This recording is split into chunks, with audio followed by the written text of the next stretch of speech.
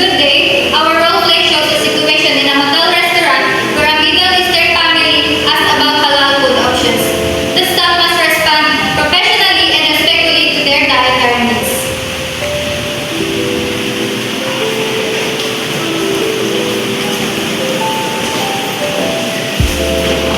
Good morning, ma'am and sir.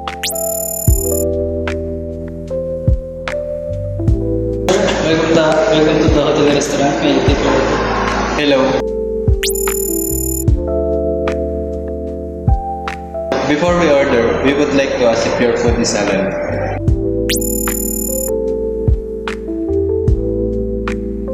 Yes, we only eat halal food and we want to make sure it is prepared properly.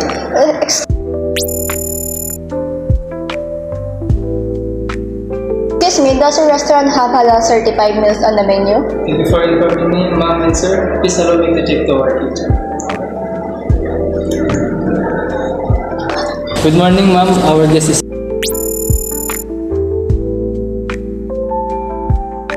asking for halal certified, and if it is fit according to halal certified.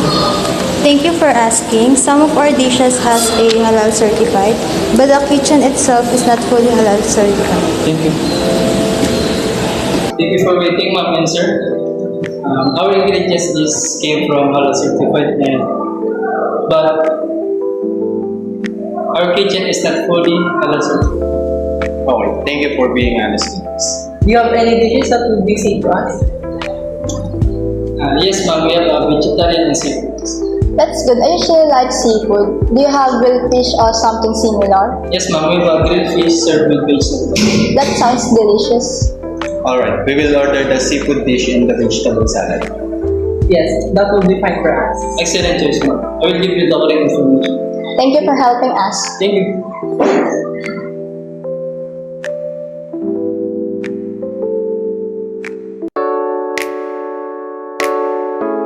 The staff